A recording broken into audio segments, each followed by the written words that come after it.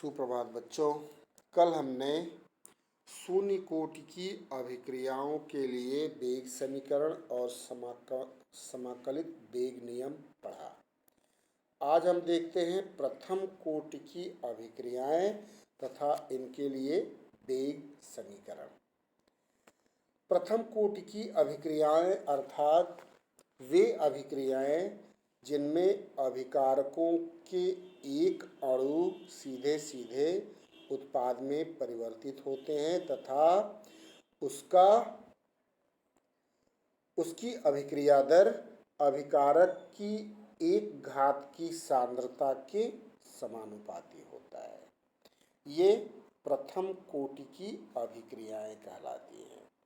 अब इन प्रथम कोटि की अभिक्रियाओं के लिए, जैसे ये प्रथम कोटि की जो अभिक्रियाएं हैं, आप देखो इस प्रकार की अभिक्रिया का वेग अभिकारकों के सांद्रण के समानुपाती होता है। यदि अभिकारक के सांद्रण को दोगुना कर दिया जाए तो अभिक्रिया का वेग भी दोगुना हो जाएगा।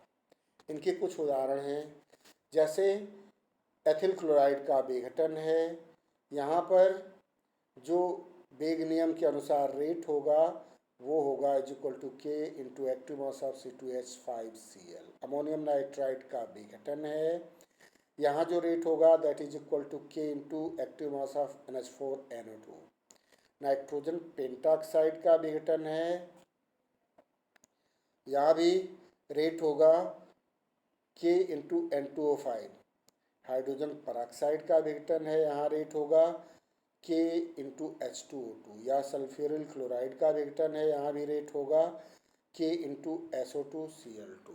तो इन अभिक्रियाओं की अभिक्रिया दर अभिकारकों के सांद्रताओं की एक घात के बराबर होता है। ये प्रथम कोटि की अभिक्रियाएं कहलाती हैं। अब इन प्रथम कोटि की अभिक्रियाओं के लिए वेग समीकरण एक्सपोनेंशियल प्रक्रम के द्वारा इसको हम डिराइव करते हैं। अब जैसे मान लीजिए कोई अभिक्रिया A = प्रोडक्ट है, तो उसके लिए जो वेग समीकरण होगा वो होगा -dx/dt = K × A⁴ या अगर -dA/A कर लेंगे तो ये हो जाएगा K dt।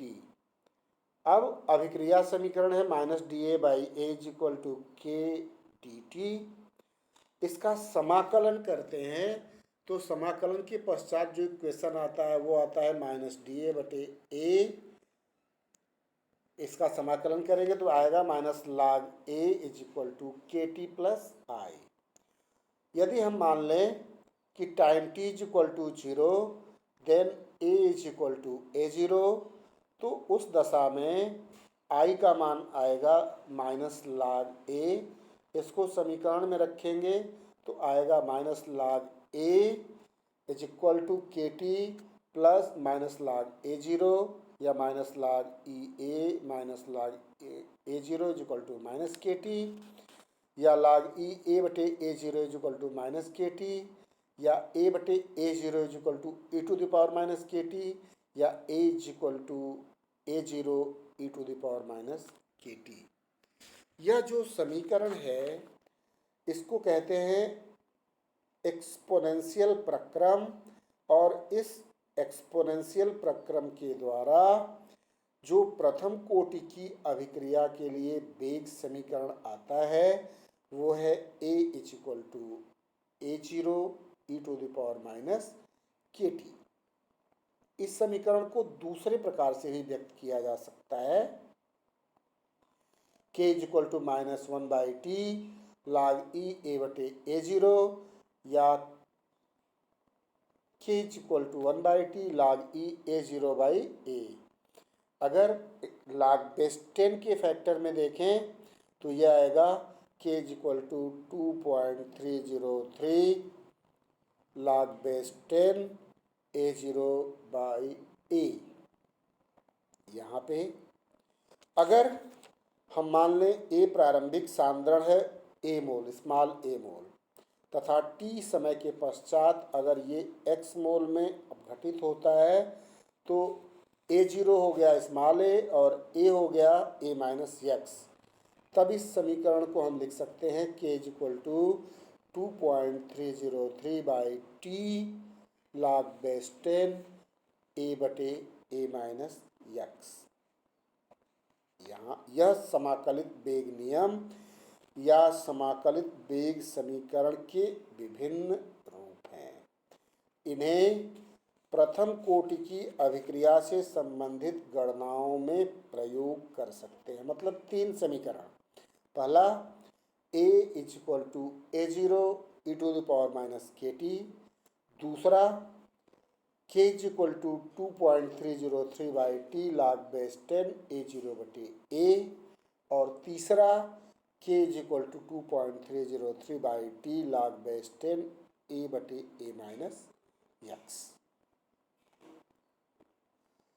अब देखते हैं प्रथम कोटि के गैस प्रावस्था अभिक्रिया के लिए वेग समीकरण। एक सामान्य अभिक्रिया लेते हैं A gas is equal to B gas plus C gas. यहाँ जो कुल दाब होगा P T is equal to P A plus P B plus P C. मतलब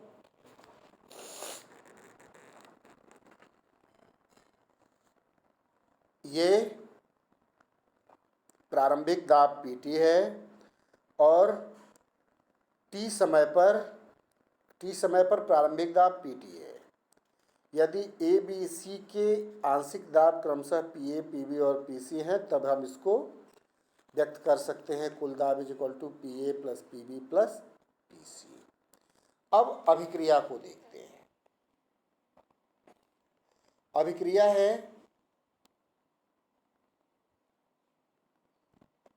ए gas is equal to B gas plus C gas. अगर time T is equal to 0 है तो इसका दाब है पी आई वायुमंडल और बी और सी के शून्य वायुमंडल हैं। टी सेकेंड पर अगर यक्स वायुमंडल बी का और यक्स वायुमंडल सी का बनता है तो ए का जो बचा हुआ दाब होगा वो पी आई माइनस एक्स होगा। टाइम टी 0 पर पी आई है ए का प्रारंभिक दाब और टाइम टी पर P A is equal to P I minus x, P B is equal to x और P C is equal to x है। तो पी टी जो होगा that will be equal to P I minus x plus x या P I plus x. X is equal to P T minus P I. अतः P A बराबर P आई minus x बराबर P आई minus p T minus P आई या 2 p आई minus p T. अब इसको आंशिक दाब molar सांद्रता के समानुपाती है तो जो फार्मूला होगा वो हो जाएगा k इज इक्वल टू 2.303 बटे t log base 10 p i by p a या k is equal to 2.303 by t log base 10 p i बटे 2 पी आई माइनस पी टी। तो अगर अभिक्रिया गैसीय अवस्था में हो रही है और उसके वेग नियतांक आंशिक दाबों के क्रम में अगर निर्धारित करना हो तो इस समीकरण के द्वारा हम खूब आराम से निर्धारित कर सकते हैं। अब प्रथम कोटि की अभिक्रिया का ग्राफिक निरूपण देखते हैं। अभिक्रिया के वेग तथा सांद्रण के मध्य अगर ग्राफ निर्धारित करें तो रेट इज इक्वल टू के इंटू ए और जो स्लोप ऑफ द लाइन जो यहाँ होगा ये होगा c b by a c. C b by a c slope होगा और यह जो स्लोप होगा वह स्लोप के आधार पर हम वेग नियतांक की गणना करेंगे। यह समीकरण y बराबर mx प्रकार का है तथा उद्भव से गमन करने वाली एक सीधी रेखा को निरूपित करता है।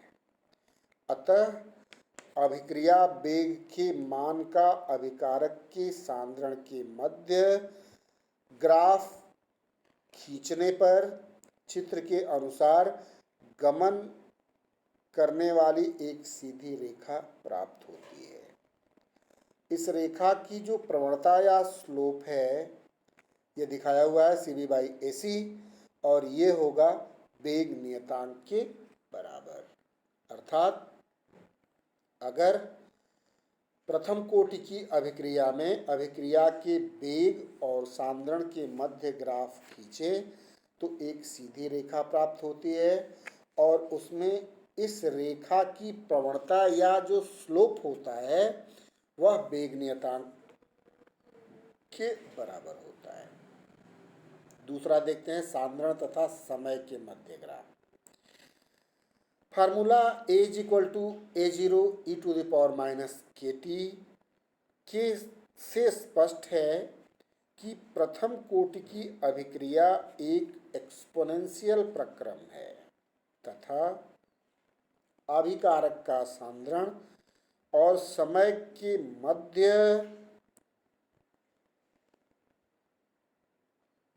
एक एक्सपोनेंशियल क्रम में कम होता है।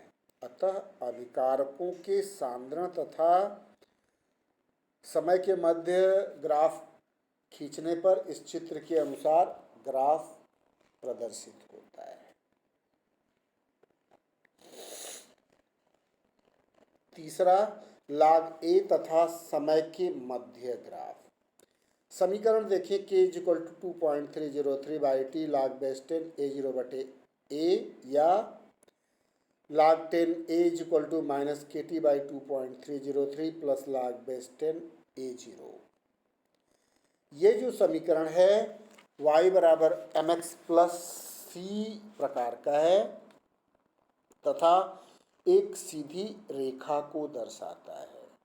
अतः log/10 A तथा समय के मध्य ग्राफ खींचने पर एक सीधी रेखा प्राप्त होती है तथा इस रेखा की प्रवणता जो स्लोप है AC/BC ये -K/2.303 के बराबर तथा log/10 A अक्ष पर अंतःखंड log/10 A0 के बराबर होगा। तो यहाँ पे जो स्लोप ऑफ द लाइन होगा that will B AC/BC and that is equal to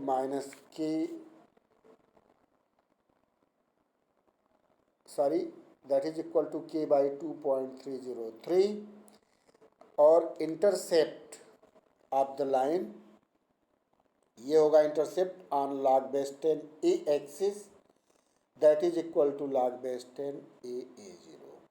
तो इस प्रकार से ग्राफ की प्रवणता के द्वारा K के मान की गणना आसानी से कर सकते हैं।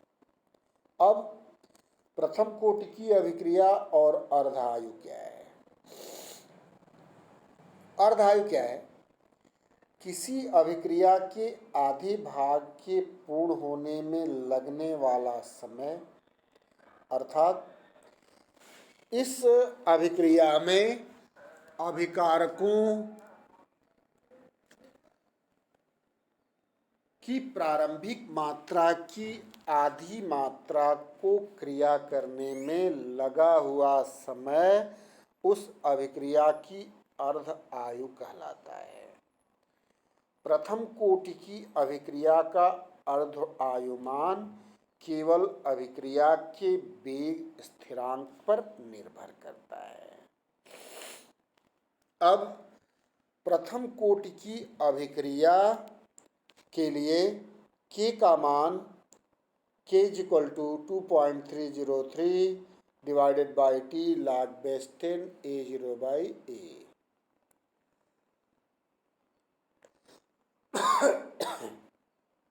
यदि A = 1/2 A0 तथा T = T½ तो इस दशा में t half is equal to 2.303 by k log base 10 A0 बटे 1/2 A0। अगर log बेस 10 का मान रखें, यहाँ पर A0 कट जाएगा, log 2 आएगा, या t half is equal to 2.303 divided by k log base 10 2, इसका मान होता है 0.3010। इसको रखने के बाद टी हाफ का जो मान आता है ये होता है 0.6932 डिवाइडेड बाई के। या यह जो समीकरण है यह प्रथम कोटि की अभिक्रिया के लिए अर्ध आयु का व्यंजक है, तथा इससे यह स्पष्ट है कि प्रथम कोटि की अभिक्रिया की अर्ध आयु का मान केवल अभिक्रिया के वेग नियतांक पर निर्भर होता है, अभिकारकों की प्रारंभिक सांद्रता के ऊपर निर्भर नहीं होता है। अगर n अर्ध आयु के पश्चात अभिकारक की शेष मात्रा की गणना की जाए तो आप देखिए, एक अर्ध आयु के पश्चात अभिकारक की शेष मात्रा 1/2 A0 या A0 बटे 2। दो अर्ध आयु के पश्चात अभिकारक की शेष मात्रा 1/2 A0 यानी A0 बटे 4 या A0 बटे 2 का वर्ग। तीन अर्ध आयु के पश्चात अभिकारक की शेष मात्रा हो जाएगी 1/2 इंटू A0 बटे 2 का वर्ग, यानी A0 बटे 8 यानी A0 बटे 2 का क्यूब। तो इस प्रकार से सामान्य रूप में अगर इसको हम प्रदर्शित करें तो n अर्ध आयु के पश्चात अभिकारक की शेष मात्रा बराबर A0 बटे 2 टू द पावर n होगी। तो यहाँ पे n अर्ध आयु के पश्चात हम अभिकारक की सांद्रता को ज्ञात कर सकते हैं, या उतनी सांद्रता अगर दी हुई है तो अभिक्रिया में लगे हुए समय की गणना कर सकते हैं। अब प्रथम कोटि की अभिक्रियाओं के लक्षण देखते हैं। नंबर 1, प्रथम कोटि की अभिक्रिया के लिए वेग या दर का मान अभिकारक के सांद्रण के समानुपाती होता है, जैसा कि दिया गया है या दिखाया भी गया है कि rate is directly proportional to concentration of reactant. तो अभिकारक का सांद्रण दोगुना करने पर अभिक्रिया का वेग भी दोगुना हो जाएगा। दूसरा है, प्रथम कोटि अभिक्रिया के वेग स्थिरांक का मात्रक टाइम यूनिवर्स है, या के का मात्रक प्रति सेकंड, प्रति मिनट या प्रति घंटा हो सकता है। प्रथम कोटि की अभिक्रिया निम्न समीकरणों का पालन करती है। 3 समीकरण शुरू में बता चुके हैं।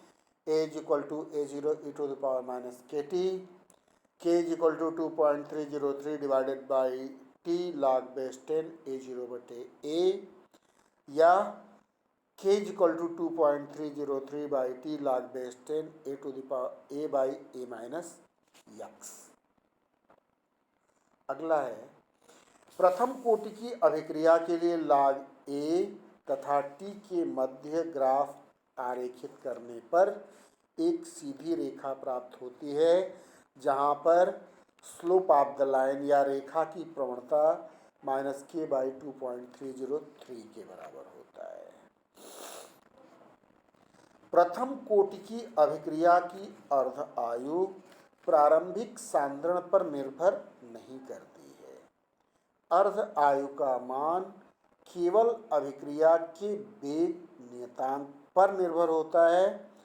T half is equal to 0.693 divided by K।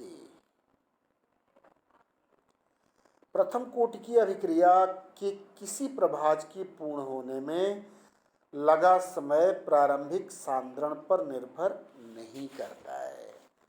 प्रथम कोटि की अभिक्रिया के लिए आप देखो T is equal to 2.303 divided by k log base 10 a बटे a माइनस एक्स। माना अभिक्रिया के nवें प्रभाज के पूर्ण होने में लगा समय T1/n है, इसलिए x बराबर a बटे n तथा t बराबर 1/n।